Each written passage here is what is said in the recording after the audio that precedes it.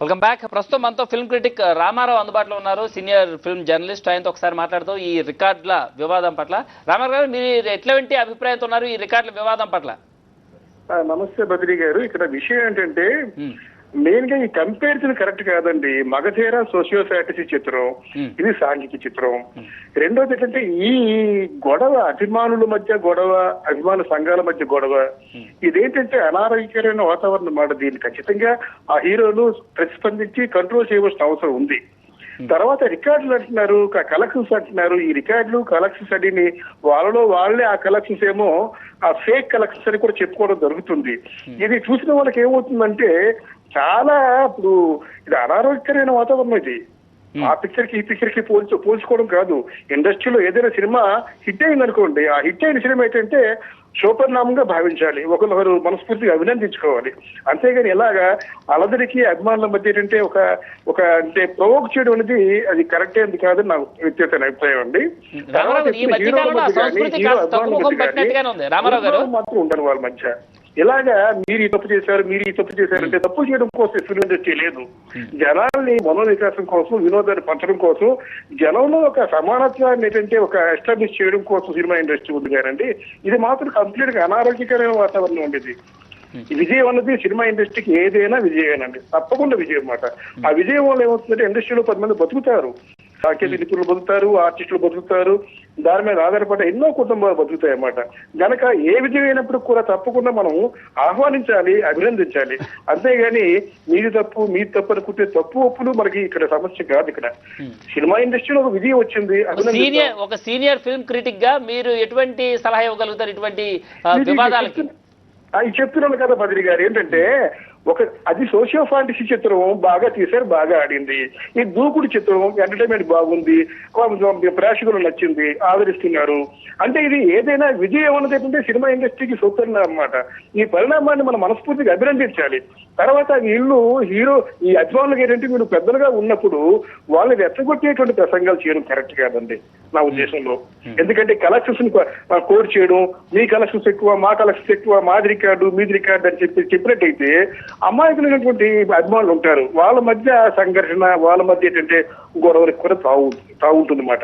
దాన్ని కంట్రోల్ చేయాలి. వీళ్ళు అభిమాన సంఘాలు పెద్దలు కంట్రోల్ చేయాలి, హీరోలు కూడా ప్రతిస్పందించి వాళ్ళు కంట్రోల్ చేయాలి. ఒకరి విజయాన్ని మరొక మనస్ఫూర్తిగా అభినందించుకోవాలి. ఇది నా తాలూకు వ్యక్తిగత అభిప్రాయం ఉంది. రైట్ అండి, థ్యాంక్ యూ రామారావు గారు. సో మొత్తం శ్రీకాంత్ గారు, ఇప్పుడున్న పరిస్థితుల్లో ఇటువంటి అనారోగ్యకరమైన వాతావరణం లేకుండా ఉండాలంటే ఇప్పుడు మీరు అన్నట్టుగా మీ రికార్డ్స్ ఫేక్ అంటే మీ రికార్డ్స్ ఫేక్ అంటే చివరికి అన్ని రికార్డ్స్ ఫేక్ అన్న ఫీలింగ్ ప్రేక్షకులకు వచ్చే అవకాశం ఉంటుంది. మంచి వాతావరణం రెచ్చగొట్టే వ్యాఖ్యలు చేయలేదు. ఆయన ఏమన్నారు, మా నిర్మాత వేదిక మీద వచ్చి ఛాలెంజ్ చేశారంటే అల్లు అరవింద్ గారు ఏ రోజు అనారోగ్యకరమైనటువంటి వ్యాఖ్యలు చేయటం కానీ, అవతల వాళ్ళని రెచ్చగొట్టడం కానీ, ఎంత విజయం పసివాడి ప్రాణం ఆ రోజు 175 రోజులు 5 ఆటలతో తిరుపతిలో ఆడిన రోజు కూడా ఆయన ఎవరిని రెచ్చగొట్టలేదు. ఆ రోజు నుంచి రికార్డులు సృష్టిస్తూనే ఉన్నాను. 25 సంవత్సరాలు పైబడి గీతా ఆర్ట్స్కి ఒక చరిత్ర ఉంది. గీతా ఆర్ట్స్ ఎన్ని విజయవంతమైన చిత్రాలు నిర్మించింది. అల్లు అరవింద్ గారు దేశ స్థాయిలో ప్రపంచ స్థాయిలో గజనీ లాంటి సినిమాతో ఆయన ఎటువంటి నిర్మాతో మనందరికీ తెలుసు. ఆయన ఏ రోజు రెచ్చగొట్టే ఇవాళకి 100% లవ్ అనే సినిమాని నాగచైతన్యని హీరోగా పెట్టి అల్లు అరవింద్ గారు నిర్మించారు. నాగేశ్వరరావు గారు మనవండి. ముఖ్యమైన విషయం ఏంటంటే నాగచైతన్య ఇప్పటి వరకు నటించిన సినిమాలో హైయెస్ట్ గ్రాసర్, హైయెస్ట్ షేర్ రాబట్టింది సినిమా. అదే పనిగా ప్రతి ఒక్కసారి ఆయన సినిమాలన్నీ విజయవంతమైనప్పుడు అవతల వాళ్ళ సినిమాలు ఆడటం లేదనో, లేకపోతే అవతల వాళ్ళ సినిమాలు నా సినిమా అంతా కలెక్ట్ చేయట్లేదో, లేకపోతే నా సినిమానే నెంబర్ 1 అనో ఆయన ఏ రోజు ఎవరిని రెచ్చగొట్టినటువంటి సందర్భాలు లేవు. అమీర్ ఖాన్ చిత్రాల్లో ఆ రోజు మరి గజనీ ఎన్ని రికార్డులు సృష్టించిందో మీకు తెలుసు. బిజినెస్ విషయంలో కానీ, రన్ విషయంలో కానీ, రికార్డ్స్ విషయంలో కానీ అమీర్ ఖాన్ ఇవాళకి తన ఒక సువర్ణాధ్యాయంగా గజనీ సినిమాని భావిస్తాడు, హిందీ గజనీ సినిమాని. ఏ రోజు అరవింద్ గారు రెచ్చగొట్టే వ్యాఖ్యలు చెయ్యరు. రెచ్చగొట్టే వ్యాఖ్యలు ఇవాళ ఎవరు చేశారు? కొత్తగా వచ్చి కొత్తగా విజయాన్ని చూసి ఆ విజయానందంలో మైమరిచిపోయినటువంటి వ్యాఖ్యలు చేసేసి ఇవాళ ఈ పరిస్థితులు తీసుకొచ్చిన వాళ్ళు ఎవరన్నది నేను మీకు వదిలేస్తున్నాను. ఇగో సార్, ఇప్పుడు అది కాదు, ఎప్పుడు వచ్చింది సంయమనం రెండు సినిమాలు కాదు, ఒక సినిమా కాదు, రెండో సినిమా అయినా సరే కొట్టిందా లేదా ఇట్టు, అది ఇట్టు కోసం తీయలేదు. పిక్చర్ బాగుండాలి, పబ్లిక్ నిజాలు 4 రూపాయలు మిరగాలి, మాకు కూడా 10 రూపాయలు మిరగాలని వాళ్ళేదో సినిమా తీసారు. బుల్లెట్ దిగి ఇప్పుడు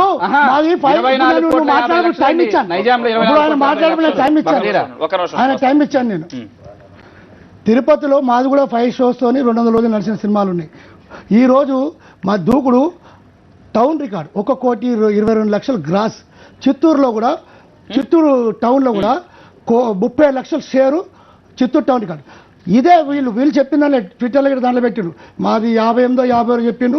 వాళ్ళు ఎంతసేపు కూడా శివాజీ 64 ఉంది మాది కొట్టిండ్రు, తర్వాత 3 years అది వచ్చింది అదే అని చెప్పారు తప్ప మీరు ఎన్నోసార్లు టీవీ నైన్లో చాలా సార్లు చూపించారు. ఏ రోజు రామారావు గారు మనకి దూకుడు ప్రొడక్షన్ ఎగ్జిక్యూటివ్ జగన్ అందుబాటులోకి వచ్చారు మాట్లాడడానికి. జగన్ గారు బాబు మీ టీవీ వాల్యూమ్ ఒకసారి తగ్గించండి, మ్యూట్లో పెట్టండి, మీ టీవీ వాల్యూమ్ మ్యూట్లో పెట్టండి. తగ్గించారండి. జగన్ గారు ఏంటి ఈ వివాదానికి దారితీస్తున్నాయి, గొడవ పెద్దగా మారుతున్న పరిస్థితి మనం చూస్తున్నాం. అనవసరంగా అభిమాన సంఘాల మధ్య అభిమానుల మధ్య ఇండస్ట్రీలో ఉన్న ఒక సుహృద్భావ వాతావరణం పోయే పరిస్థితి వస్తుంది. సో దూకుడు ప్రొడక్షన్లో ఉన్న మీరు ఎటువంటి సజెషన్ ఇస్తారు ఇటువంటి వివాదాలు లేకుండా ఉండడానికి? ఇప్పుడు అందరూ బాగుంటేనే మేము బాగుంటామండి, అందరూ బాగుండాలి. మీరు టీవీ వాల్యూమ్ తీసేయండి జగన్ గారు. సారీ తీసేసా.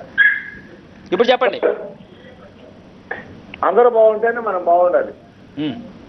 సో అందరూ బాగుండాలనే కోరుకోవాలి. బాగున్న నేపథ్యంలో ఎందుకని వివాదాలు తలెత్తుతున్నాయన్న? రామ్ చరణ్ గారు సినిమా చేస్తే 500 మంది బతుకుతారండి. మహేష్ బాబు గారు సినిమా చేస్తే 600 మంది బతుకుతారు. ముందు ఇక్కడ బతుకు తెరువే ముఖ్యం. ఈ రికార్డులన్నీ కూడా ఇవన్నీ ఆర్టిఫిషియల్. ఏది ఎలా జరిగినా రామ్ చరణ్ తేజ గారు కళాపతాలు పెట్టాను, మహేష్ బాబు గారు కళాపతాలు పెట్టే బయట వాళ్ళు డిస్టర్బ్ చేసి సినిమాని పాడు చేయకూడదు. ఎందుకంటే అండి చాలా ఇబ్బందుల్లో ఉంది సినిమా పరిశ్రమ. పిల్లలకి ఫీజు కట్టుకోలేని పరిస్థితిలో ఉన్నారు అందరూ. వీళ్ళందరూ మహేష్ బాబు గారి ఫ్యాన్స్ కానీ, నేను ఆ సంస్థలో ముఖ్యమైన ప్రొడక్షన్ ఎగ్జిక్యూటివ్ని, అట్లాగే రామ్ చరణ్ తేజ గారు అంటే చిరంజీవి గారు అంతా, అల్లు రామన్ గారు అంతా కూడా మేము ఆయన బిడ్డలం. సినిమా బాగుండాలి సార్. రైట్ అండి. ఒక్క నిమిషం సినిమా బాగుండటం కోసమే మేము అందరం బతుకుతున్నాం. అది ఒక్కటి మాత్రం కాపాడుకోవాలండి. రాంబాబు గారు కానీ శ్రీకాంత్ గారు కానీ, రాంబాబు నాకు పరిచయమేను, నేను జగన్ని, శ్రీకాంత్ గారు నాకు పరిచయం. రామ్ చరణ్ తేజ సినిమాకి పనిచేస్తే 500 మంది పనిచేస్తున్నారు. రైట్ జగన్ గారు ధన్యవాదాలు. వచ్చిన సో ఒక రకమైన పీస్ఫుల్ అట్మాస్ఫియర్ కావాలని కోరుకుంటున్నారు. అందరూ సౌహృద వాతావరణాన్ని కోరుకుంటున్నారు. సో ఇటువంటి టైంలో ఒక అభిమాన సంఘాల నేతలుగా ఉన్నారు మీరు. అభిమాన సంఘాల మధ్య గొడవలు జరుగుతున్న నేపథ్యంలో ఇటువంటి వివాదాలు లేకుండా అట్మాస్ఫియర్ సాఫ్ట్ గా ఉండాలి, ఎటువంటి వివాదాలు లేకుండా డెఫినెట్ గా ఆహ్వానించుకునే అంత ఉండాలి. ఇప్పుడు మీరేం చెప్తారు ఫైనల్ గా? 10-15 years ముందు ఇవన్నీ గొడవలు ఉండండి. ఈ మధ్య చాలా మార్పు వచ్చింది. మేము కూడా ఇప్పుడు అభిమాన సంఘాలతో అందరితో కలిపి ఒక ఫెడరేషన్ పెట్టి అభిమానులకి మేలు జరిగే విధంగా, ప్రజలకు మేలు చేసే విధంగా, అభిమానులు అంటే కూడా ప్రజలు ఒక చెడ్డ ఏదైనా అభిప్రాయం ఉంటే మార్చుకునే విధంగా నేను అందరిని కూడా లీడ్ తీసుకొని ముందుకు తీసుకునే విధంగా నేను ఆలోచన చేస్తున్నాను. అందరినీ కలిపి అభిమాన సంఘాల సమైక్య ఒకటి ఏర్పాటు చేసి అభిమాన ప్రెసిడెంట్లను తీసుకొని ఒక ఫెడరేషన్ పెట్టి ముందుకెళ్తాం. వీళ్ళు చెప్పిండ్రు, వీళ్ళు బ్యానర్లు కట్టడం వీళ్ళు చేసిన తప్పు. ఇంతకుముందు కూడా గతంలో కూడా నేను చెప్పాము, ఇప్పుడు కూడా చెప్తాం. ఏ రోజు కూడా మేము ఇంతకుముందు వాదించలేము, ఈ రోజు కూడా వాదించలేము. ఈ రోజు బ్యానర్ కట్టకపోతే ఎందుకు వచ్చేదండి ఇష్యూ? మా ప్రొడ్యూసర్ చెప్పిండు, వాళ్ళ ప్రొడ్యూసర్ చెప్పినా లేకపోతే ఇన్కమ్ ట్యాక్స్ వాళ్ళకి కంప్లైంట్ ఇచ్చుకోవాలి, వాళ్ళు తప్పుడు అది కలెక్షన్స్ అని చెప్పి ఇన్కమ్ ట్యాక్స్కి ఇండైరెక్ట్గా ఎవరుతున్నాం ఫ్యాన్స్ అంతా కంప్లైంట్ ఇచ్చుకునేది ఉండే ఇండైరెక్ట్గా. వీళ్ళు అలా కాకుండా ఫ్లెక్స్లు కట్టుకుంటా చేస్తే మీరు కట్టించారా?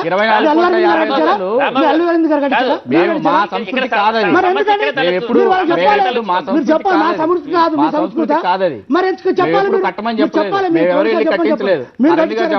ఇప్పుడు వస్తే వాదన రాంబాబు గారు ఇక్కడ సమస్య ఇక్కడే తలెత్తుతుంది. ఇప్పుడు మా దగ్గర వాస్తవం ఉంది, మీది వాస్తవం కాదని వాళ్ళు చెప్తున్నారు. ఇక్కడ అన్ని ఉన్నాయి, మా దగ్గర వాస్తవం అని మీరు చెప్తున్నారు. ఇప్పుడు ఎవరు చెప్పినా ప్రొడ్యూసర్ చెప్పిందే అఫీషియల్, ప్రొడ్యూసర్ చేసిందే కరెక్ట్. ఇంకోటి కూడా ఇది కూడా ఇక్కడతో ఫుల్ స్టాప్ పెట్టాలని వచ్చిన నేను. ఇది మంచి వాతావరణాన్ని ఖరాబ్ చేసే విధం. బ్యానర్ కట్టడం వల్ల ఖరాబ్ అయిపోయింది, మొత్తం వాతావరణం అంతా కలుషితమైంది, మంచిగా ఉండదు. మా సంఘం అంతా కూడా ఇండస్ట్రీలో కూడా అందరూ కూడా ఒక కుటుంబం లెక్క మంచి వాతావరణంలో మంచిగా ఉన్నారు. ఫ్యాన్స్ కూడా ఇప్పటివరకు బ్రహ్మాండంగా ఉన్నారు. ఈ ఫ్లెక్స్లతో కొన్ని ఇబ్బందులు వస్తున్నాయి, మధ్యలో అప్పుడు వచ్చింది. అప్పుడు మేము వారసులు మహేష్ బాబుది మేము ఫ్యాన్స్ స్టేట్ మొత్తం కూడా 8 రోజులు సేవా కార్యక్రమం చేసినప్పుడు కూడా ఒక బుజ్జి చిరంజీవి గారి సామాజిక వర్గం సంబంధించిన అతను. కానీ చిరంజీవి సంబంధం లేదు. ఆయన బ్రహ్మాండంగా వైజాగ్లో చేస్తే ఆయన్ని చిరంజీవి ఫ్యాన్స్ అటాక్ చేశారు. నేను స్వయంగా వెళ్ళడం నిన్న కూడా చెప్పారు, కడుపు మంటతో చెప్తున్నాం. కడుపు మంట ఏంది? ఎందుకంటే సంతోషపడాలి. ఈరోజు అల్లు అరవింద్ గారు కూడా మహేష్ బాబు అంటే శభాష్ అంటాడు. ఇండస్ట్రీలో తెలుగు ఇండస్ట్రీ స్టామినా పెంచుడు మహేష్ బాబు అని చెప్పి సంతోషపడుతున్నారు. చిన్న బ్రేక్ తీసుకుని పరిష్కార మార్గం ఏంటో చూద్దాం. చిన్న బ్రేక్ తర్వాత చూస్తూనే ఉండండి టీవీ9.